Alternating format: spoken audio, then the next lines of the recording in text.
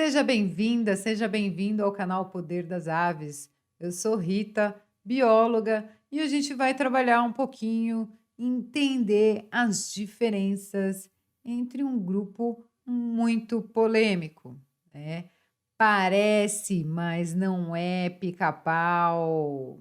Nesse vídeo você vai descobrir as características desse grupo que confunde a maioria das pessoas. Afinal, Arapaçu não é pica-pau. E por mais que esses dois grupos, do arapaçu e do pica-pau, tenham esses hábitos semelhantes de subir e trepar nas árvores, eles são diferentes e nós vamos mostrar tudinho para vocês aqui hoje. Então, a estrela desse vídeo são os famosos arapaçus.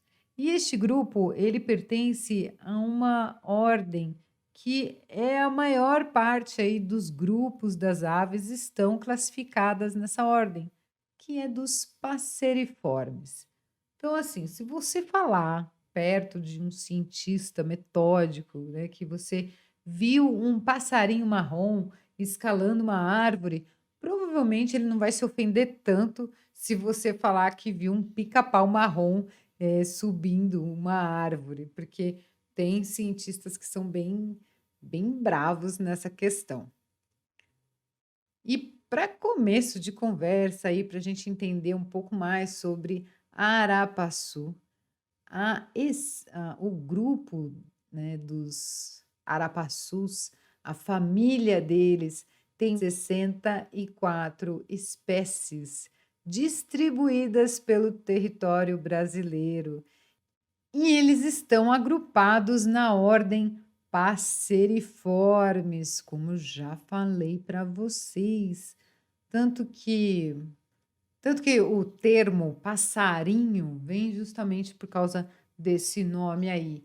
Mas é claro que, é só um nome popular, mas mesmo assim tem cientistas que ficam super bravos se você chamar uma ave de passarinho, eles vão ficar muito bravos com vocês, né. Mas assim, voltando lá ao grupo dos arapaçus, eu vou até ficar pequenininha para poder deixar um amiguinho aqui do lado. Esse daqui não é um arapaçu, ele é um parente, é um bico-virado carijó, pertence à família Xenopide. Então, assim, os arapaçus, eles têm semelhanças evolutivas muito mais próximas com esse grupo, com o grupo dos vira-folhas, do que exatamente com o pica-pau. Por quê?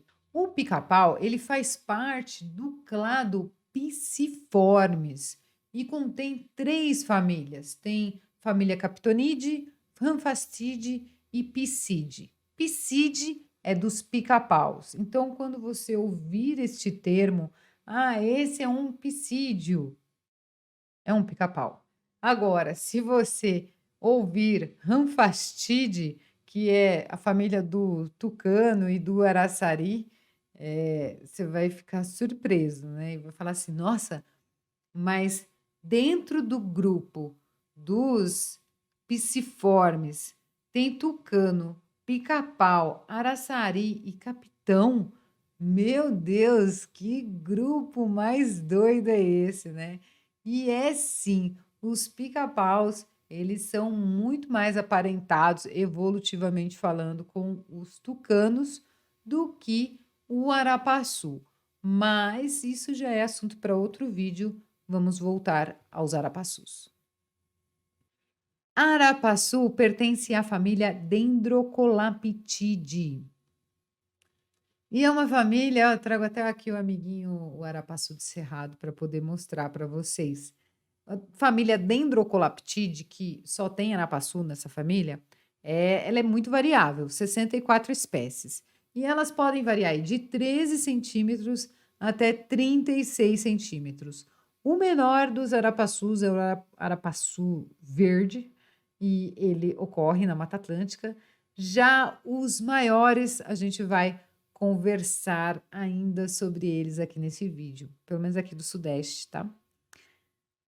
Normalmente você vai ver que eles apresentam o corpo mais para o tom do marrom, castanho, ferrugino, né, ele é pardo, e por eles terem um padrão, assim, de cor relativamente uniforme, confunde bastante os observadores iniciantes. Quando a gente começa a observar aves, eu sei, né, que é muito difícil a gente bater o olho e já falar: "Ah, esse daqui ele tem a característica X, Y, Z", né. É muito difícil da gente já bater o olho e saber exatamente. Então, para isso, é extremamente necessário que você precisa estudar a morfologia.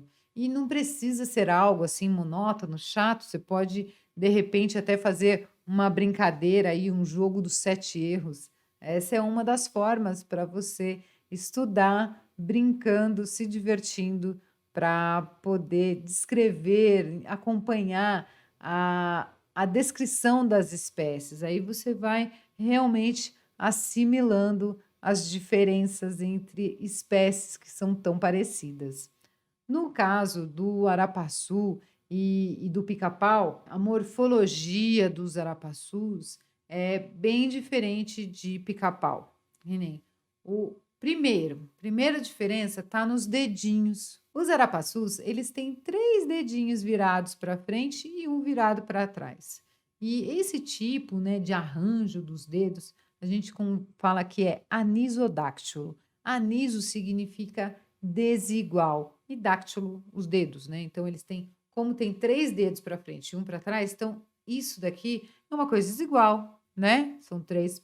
Se fosse 2 e 2, seria o quê? Zigodáctilo. Ó, e assim, para poder, no caso dos arapaçus, né? Como eles têm 3 dedinhos só para frente, fica difícil deles ficarem trepando e escalando. Então, a natureza deu uma ajudadinha. Vou até colocar uma foto aqui para vocês. A natureza ajudou um pouco esses bichos, né? Aqui, ó, eles têm os dedinhos para frente. Essas pranchas são do livro dos Irmãos Melos. Eu vou deixar aqui no link da descrição. É um livro extremamente importante. Você que quer aprender a identificar aves, uma forma de estudo é estudar aí as referências, né? E se você está no Sudeste, compra este livro que ajuda bastante a gente a diferenciar os bichinhos no campo, tá?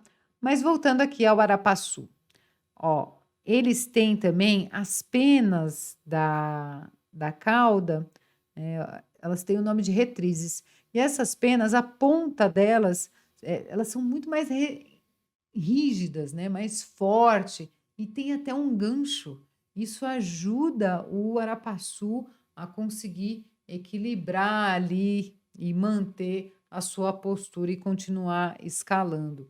Já aqui o pica-pau, se a gente pega, esse mesmo conceito, como que é os dedos do pica-pau? É 2 para frente e 2 para trás, ó, é o tipo zigodáctilo, então o dedo 2 e o 3 é virado para frente e o dedo um e 4 é virado para trás. E ainda mais assim, esse ainda o dedo um e o 4, esses 2 daqui de trás, eles conseguem até se movimentar de uma forma lateral, então facilita muito, por isso que pica-pau a gente consegue ver pica-pau subindo, descendo, ficando de cabeça para baixo, eles são super malucos aí na escalada, é bem divertido a gente acompanhar o comportamento dessas espécies. E, assim, é claro que você vai ver que, também tem a questão da coloração, o bicho é mais verde, mas assim, você vai encontrar pica-pau marrom também, tá. É claro que são os grupos menorzinhos aí, super pitiquinhos, que é dos pica-pau anão, que a gente chama, mas vamos pensar aqui, né, em dedos e penas retrizes. As penas retrizes, né, da cauda aqui, do rabo do pica-pau, ela é rígida, mas ela não tem toda aquele frufru do arapaçu, porque os dedos dele já é bem mais forte, ele consegue ali se equilibrar bem com 2 para frente, 2 para trás. Existe um equilíbrio, né, então assim, é muito mais, fácil do pica-pau procurar alimentos em troncos verticais e inclinados do que o arapaçu, né. Apesar que o arapaçu ele se dá bem também, mas essa característica aí dos dedinhos ajuda bastante a gente na identificação.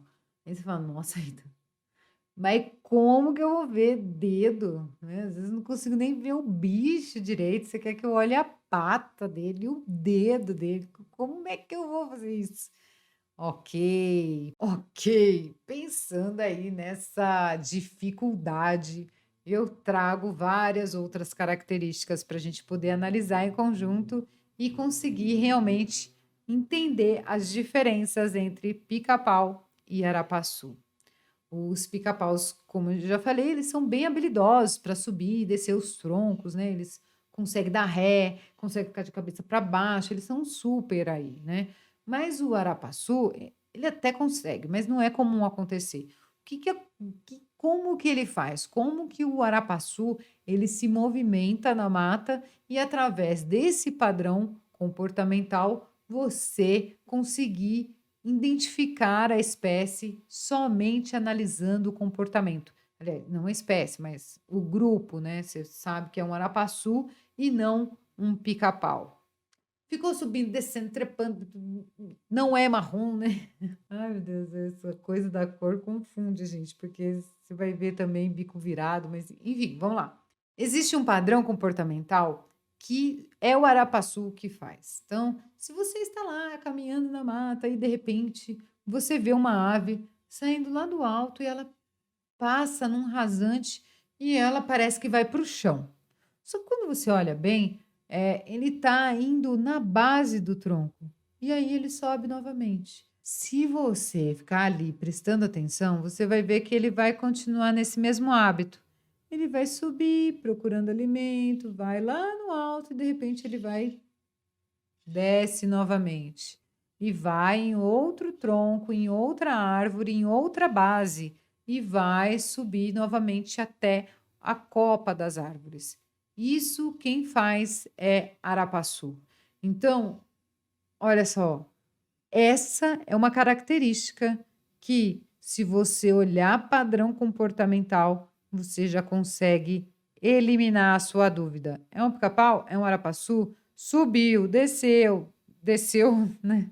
Mergulhando, voando até a base de outro tronco, subiu, né? Escalando a árvore, depois ele vai para outra árvore. Ele não vai na base, na mesma árvore, ele sempre vai estar mudando de árvore.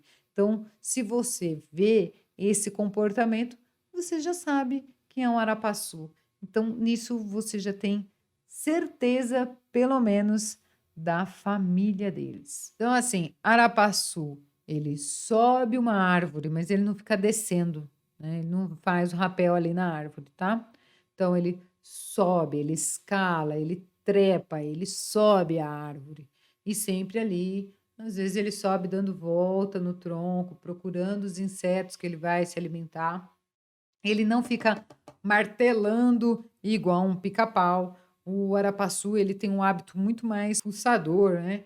E quando ele chega no topo, ele não vai descer a árvore dando ré ou de cabeça para baixo.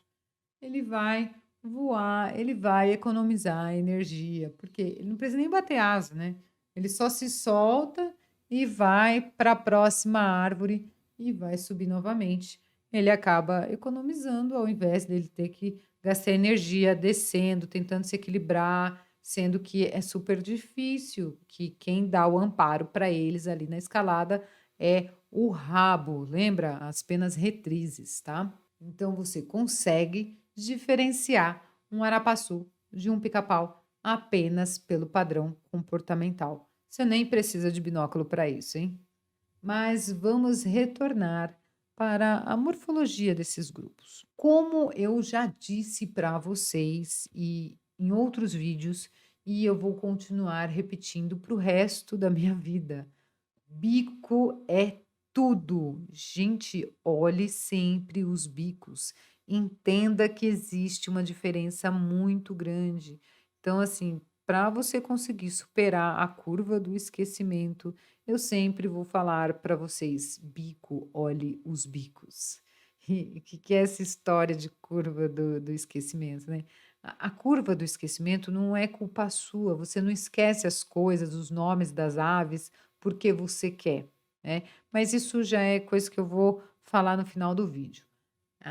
Vamos aqui. Por quê que o bico é tão importante. Eu vou colocar uma foto, uma do lado da outra aqui, para vocês conseguirem ver. Olha só, coloquei 2 pranchas aqui, lá do livro dos irmãos Melos, Aves do Sudeste do Brasil. Depois eu vou deixar o link na descrição. Mas aqui, ó, os bicos dos arapaçus, eles têm curvaturas, mesmo que seja de uma forma mais leve, né, às vezes você vê que a mandíbula aqui é até retinha, mas a parte de cima ela é um pouco mais curva, né, mais redondinha aqui em cima. E isso acaba dando esse padrão curvado, né. Claro que é um pouco diferente aqui dos arapaçus, mas olha, comparando com o pica-pau, vocês conseguem perceber que o bico do pica-pau é extremamente retinho mesmo, é, e afinado, né, não é uma coisa que olha aqui como ele é redondinho, né, é diferente, a ponta do bico do pica-pau é realmente, assim, para ele perfurar, é incrível. E esse daqui é um bico fuçador, tem uns que tem até um ganchinho na ponta do bico. É para fuçar, é para retirar uma coisa do lugar e jogar e assim indo, né. Então assim, gente, questão de morfologia, vamos lá recapitular. Dedinhos, distribuição dos dedos. É claro que aqui tem algumas espécies de pica-pau que acaba tendo a cabeça redonda, mas normalmente pica-pau ele vai ter uma elevação aqui no pílio que acaba deixando as penas da cabeça mais eriçadas. Mas a gente também tem aí pica-pau do campo, tem outras espécies que têm a cabeça redonda, mas no geral, não tudo tem exceção nessa vida, mas tudo tem exceção nessa vida, mas se você olhar de um âmbito geral, né, aí você vai ver que a cabeça do arapaçu é mais comportadinha, ele não é tão topetudo como o pica-pau, mas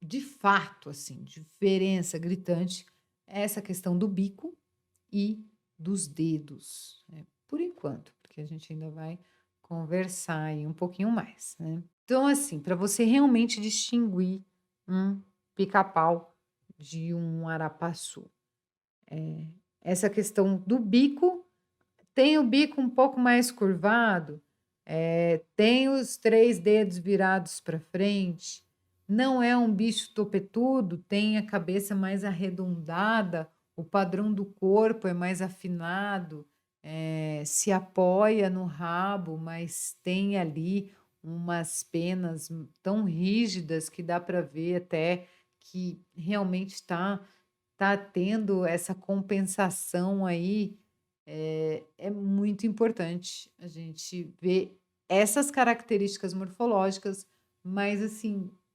gritante é o quê? É essa questão morfológica, onde você vai olhar, essas características do bico, diferença de bico, dedinhos, é claro que os dedinhos fica super difícil, então o que pode realmente te ajudar a identificar, a saber se é um arapaçu ou se é um pica-pau, olhe o comportamento da espécie. Isso faz parte da nossa vida de observador de aves. Se você acha que identificar, diferenciar uma espécie de outra está realmente só restrito à morfologia, a você olhar a ave, entender as características que a compõem, eu tenho que dizer que você está extremamente enganada, enganado, porque a gente tem que ter toda essa percepção. A gente precisa saber, essas questões morfológicas, é claro, mas comportamento e algo que eu ainda não mencionei, os cantos. Ó, não sei se vai sair aqui, mas canto de passarinho é tudo, ainda mais quando você vai observar aves dentro de uma mata fechada. A gente mais escuta do que vê. Então, a maior parte dos levantamentos dentro de floresta é, é muito mais utilizado o conhecimento auditivo do que o visual aí. A capacidade de reconhecer espécies através do canto é extremamente importante para o nosso aprendizado e realmente identificar as espécies. Então, até aqui tá fácil, né? Você consegue distinguir que é um pica-pau e o que é um arapaçu. Já ficou claro? Deu para vocês entenderem, certo? Eu não falo sobre as questões, de cor ainda das espécies, porque você vai ver que, apesar da maior parte dos arapaçus eles terem um padrão de coloração marrom, pardo, ferrugíneo, né, a gente também vai encontrar pica-pau com essa característica, a gente vai encontrar outras famílias, como o Xenopide, também tem essa característica. Então, para não confundir mais a cabeça de vocês, eu trouxe essas diferenças. Ok, até aqui tá fácil, você consegue distinguir facilmente um pside de um dendrocolaptide. Mas e aí? Como é que eu consigo diferenciar os arapaçus? Eles são tão marronzinhos, tão parecidinhos, né? Como que a gente consegue saber a identificação correta dessas espécies, né? Como que a gente faz? E eu vou trazer aqui 2 exemplos super comuns aí que gera dúvida entre observadores, pode ser de iniciante a experiente. Às vezes o bicho não canta e você consegue ver ali um momento rápido, mas vou te falar de detalhes que são extremamente importantes para você conseguir diferenciar um arapaçu grande de um arapaçu de garganta branca. Olha só, o arapaçu grande, ele é um Dendrocolaptes platyrostris. Já o arapaçu de garganta branca, o nome científico dele é o Schifocolaptes albicollis.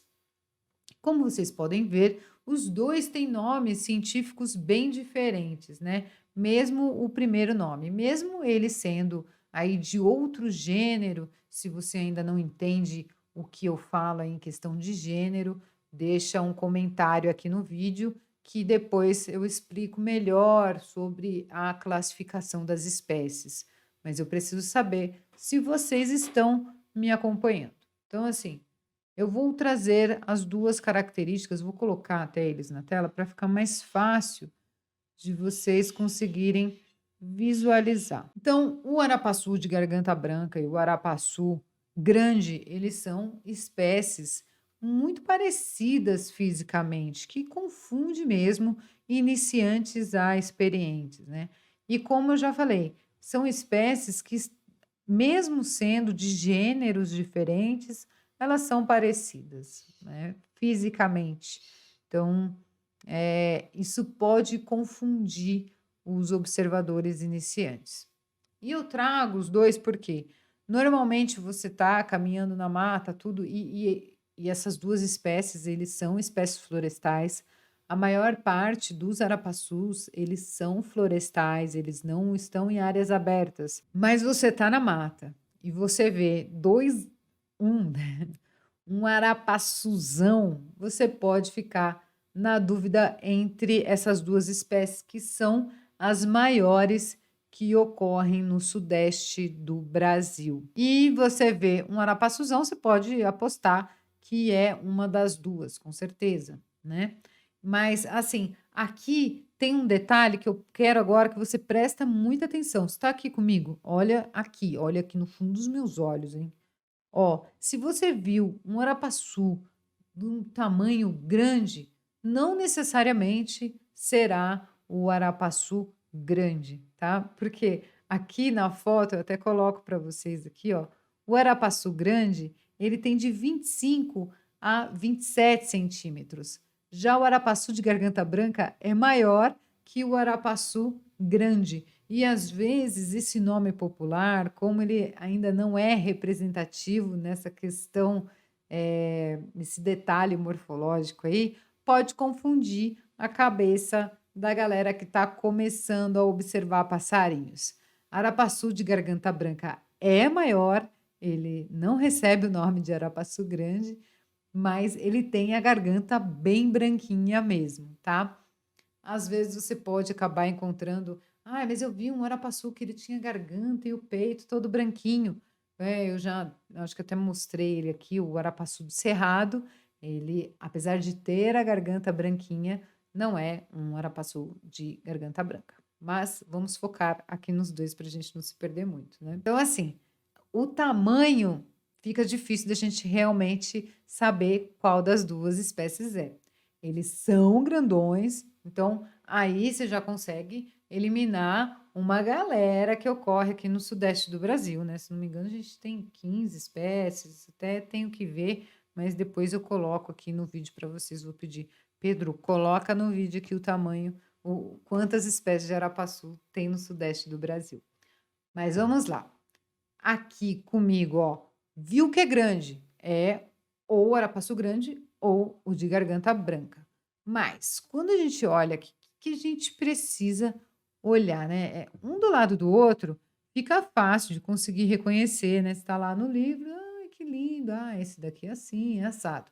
Mas quando você está no campo, isso não é tão simples assim aos nossos olhos. Então, assim, presta muita atenção no que eu vou dizer agora, porque você vai compreender exatamente o que você precisa olhar no campo para diferenciar se é um arapaçu grande ou se é um arapaçu de garganta branca. Pelas semelhanças, né? O corpo dos dois, você vê que o manto é marronzinho aqui nessa foto, mas tem uma diferença que quando você vê de costa pode ajudar na identificação.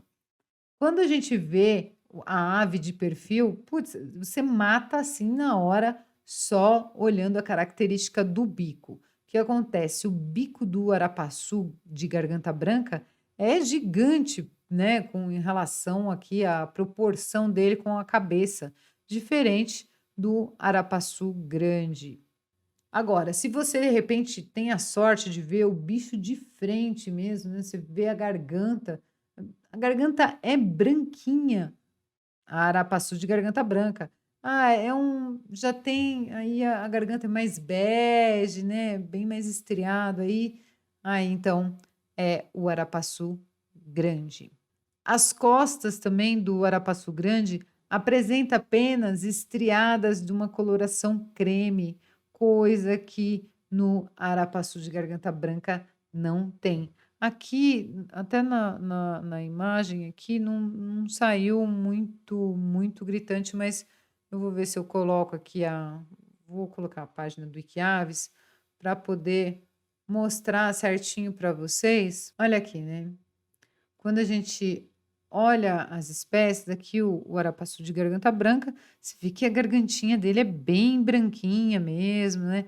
Às vezes você não consegue ver ao certo ali a sobrancelha, se tá branca, se não tá, dependendo da idade, né? Às vezes isso não é ainda tão evidente na ave, e isso pode confundir bastante os observadores. Mas assim, se você vê o bicho aqui de costas, olha isso, né? Ele não tem penas estriadas ali do ombro para baixo, tá bem? Ombro, né? Falando de passarinho ou de gente, mas é mais para vocês entenderem aqui mesmo, tá? Às vezes eu fico muito ligada nos termos técnicos e confunde ainda mais vocês. Olha aqui, eu estou tentando achar uma foto. Aqui, ó, as costas do você repare que aqui ele tem a coloração marrom, corretamente, mas olha, tem umas peninhas aqui, ó, que você vê que a raque, ela é branca, a raque é um meio ali da pena. Então, isso acaba mostrando que tem as costas estriada que a gente fala, né? Então você vê, tem essas manchinhas nas costas, deixa eu puxar mais esse daqui. Essas são fotos do Iquiaves, tá?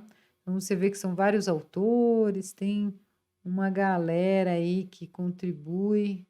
Eu também tenho ali o meu registro, o Pedro também, nos mostrar mais fotos aqui que dê para vocês olharem, vocês verem que realmente ele tem umas peninhas mais creminhas ali, né? Esses detalhes acaba ajudando a gente a diferenciar. Dependendo da posição que a ave está,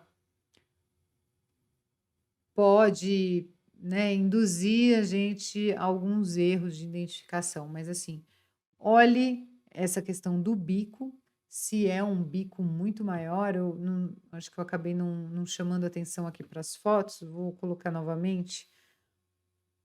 Ora, Passo Grande, ele tem um bico grande e tudo, mas ele não é como o arapaçu de garganta branca, né. O bico do bicho é desproporcional mesmo ao tamanho da cabeça, e ele é muito mais curvo, né, você vê que a mandíbula, a parte de baixo do bico, ela segue uma certa curvatura também. É diferente lá do arapaçu grande que porque como ele tem a parte de baixo aqui é retinha, isso acaba dando essa impressão do bico dele ser menos curvo, né. Mas, mesmo assim, são 2 espécies que dá já para você começar a brincar, a diferenciar. Então, essas são as características principais para você conseguir diferenciar um arapaçu grande de um arapaçu de garganta branca, bico, costas e garganta. É isso que você precisa realmente ver, tá? Então, olhou o bico, é enorme, desproporcional à cabeça.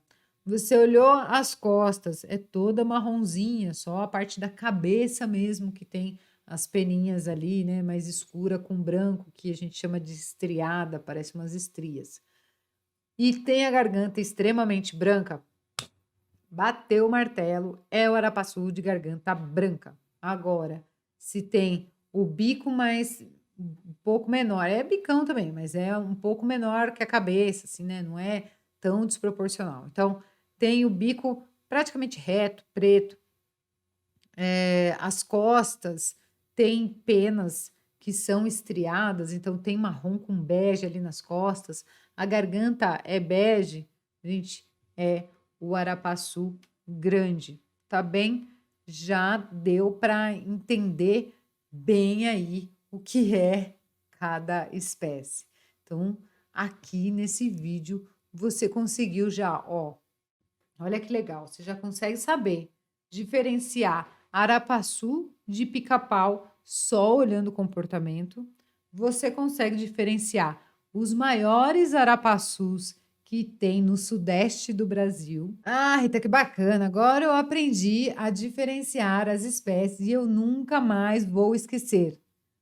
Poxa, desculpa, eu tenho que dizer que você vai esquecer se você não continuar, olhando esse vídeo e estudando tudo que a gente passa aqui para vocês. Por quê? Lembra que eu falei no início ali sobre a curva do esquecimento? Então, isso é uma coisa biológica mesmo, não é algo que acontece só com você, só comigo, com o vizinho, com o fulano, com o ciclano, né? Você esquece o nome das aves, você esquece o nome dos passarinhos e as características, né, por esta razão. Não acontece só com você e só com fulano, tá? Isso acontece com todo mundo. Você esquece o nome das aves por causa da tal da curva do esquecimento. Se você quer entender mais sobre a curva do esquecimento, você pode fazer uma pesquisa na internet aí. Mas basicamente ela é o quê? Você tem um contato, você aprende algo novo. Naquele momento que você está aprendendo, você tem ali o seu ápice, né? Uau, entendi tudo, atingi ali meus 99% de aprendizado, realmente consegui entrar no foco, no flow naquele momento, e ali você aprendeu. Aprendeu.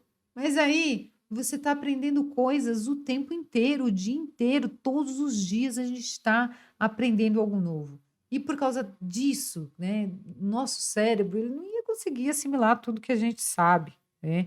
Então o que acontece? Ele vai esquecendo. Isso é algo natural, isso acontece mesmo. E como que você consegue superar a curva do esquecimento?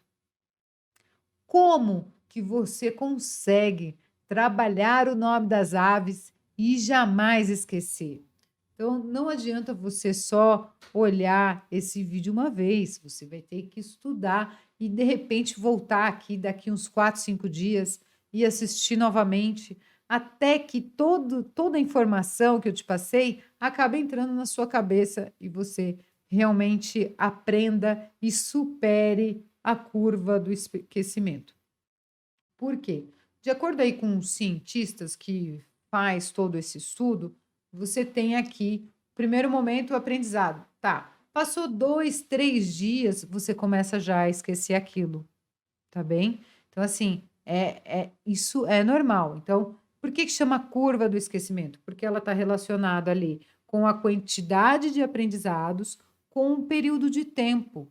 Então, agora, né, você teve, uau, eu sei exatamente que um pica-pau e um arapaçu são diferentes, porque o pica-pau tem o bico assim, o arapaçu tem o bico assado. Tudo isso está muito fresco na sua cabeça. Mas se daqui 4, 5 dias você não revisitar essas informações, elas serão esquecidas. Isso é normal, tá? Ok, não esqueci essas informações, eu tô no meu ápice, estou no meu flow. De tempos em tempos, você precisa ter contato novamente com aquilo.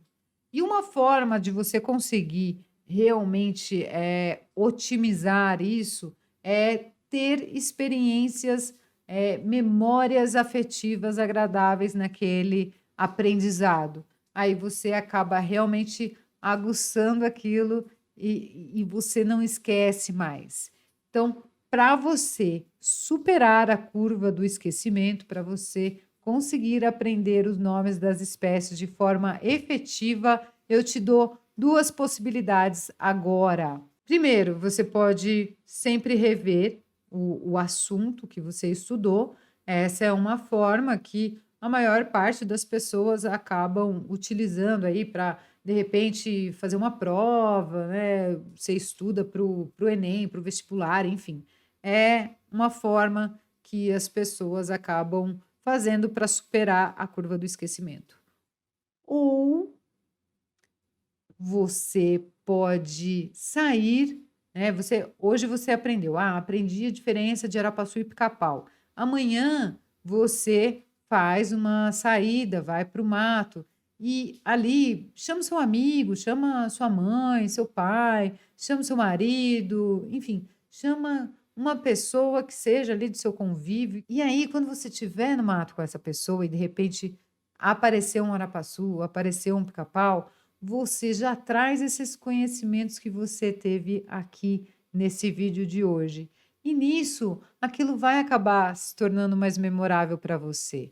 Você fica com a memória mais aguçada, porque é, quando você está no mato, você vai ter o estímulo do olfato, da audição, da visão. Você vai estar trabalhando com todos os seus sentidos. E quando você pega o que você estudou aqui com a gente num vídeo e depois você utiliza ele em algum outro momento ali na mata, fazendo uma guiada ou levando seu filho, sua filha para fazer um passeio na floresta, né? Então, tudo isso acaba otimizando para você aprender realmente a aprender ali o nome das aves, a conseguir identificar as diferentes espécies de passarinhos. Então, esse bônus ficou aqui para você que ficou até o final do vídeo. É, tá vendo como eu sou legal? Se você assiste os vídeos do Poder das Aves até o final, sempre você vai ter uma surpresinha aí, né? Então, gostou desse vídeo? Curte, comenta, compartilha. Às vezes aquele seu amigo, aquela pessoa lá, né, falou: "Olha, eu vi um pica-pau assim, assim, assado", às vezes não era um pica-pau, era um arapaçu. Compartilha esse vídeo com a pessoa, curte, ajuda bastante o nosso canal também, porque se você curte, se você comenta, a gente acaba vendo que o nosso trabalho está sendo realmente importante no seu aprendizado e estimula a gente a continuar. Eu sou Rita e te vejo no próximo vídeo.